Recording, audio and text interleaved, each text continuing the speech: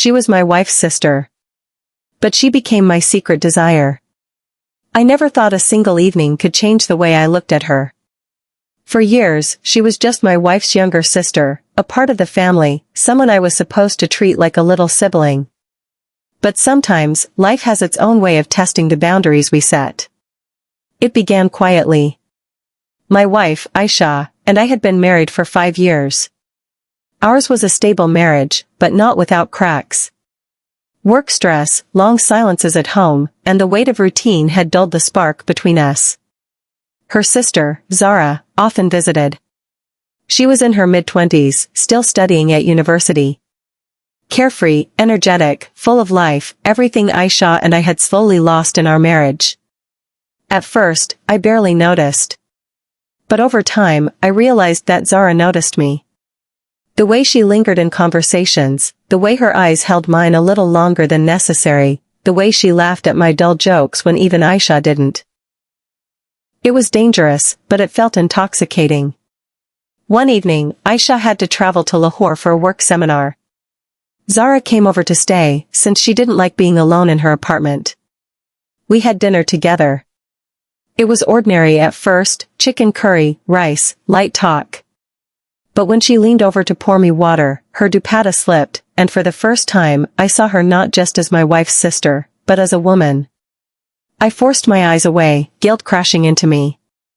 But that night, as I tried to sleep, the image of her laughter, her soft voice, the glow in her eyes, kept me awake. The next morning, I found her in the kitchen, struggling to make breakfast.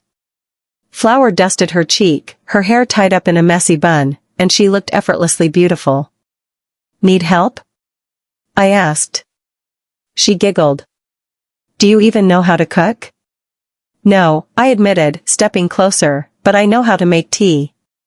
Our hands brushed when we reached for the sugar jar at the same time. She pulled back quickly, her eyes flickering with something unspoken, a mix of shyness and thrill.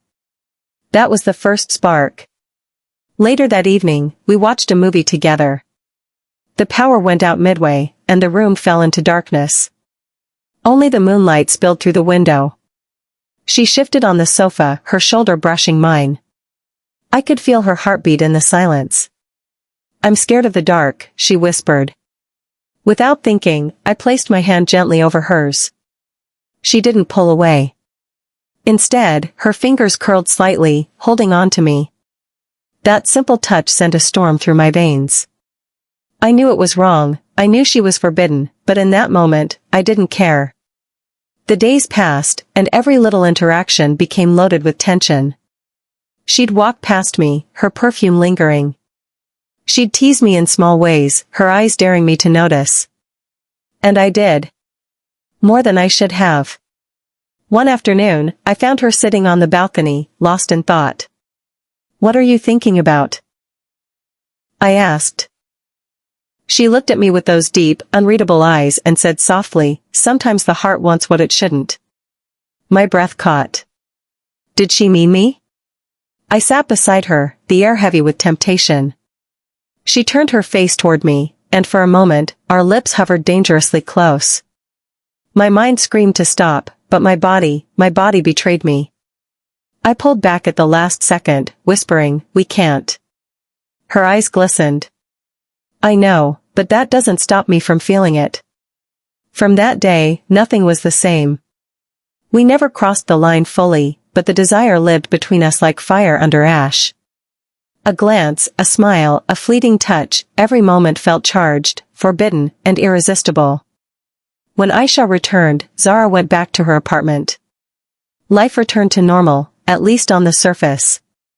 But whenever we met, family dinners, birthdays, casual visits, her eyes would find mine across the room. And in that gaze, we carried a secret no one else knew. A secret desire. I'll never forget the night she finally whispered it. It was at a family wedding.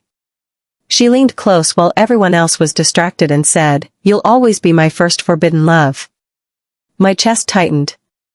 I wanted to reply, to tell her what she meant to me too, but I couldn't. I was bound by duty, by vows, by family. Yet deep down, I knew the truth.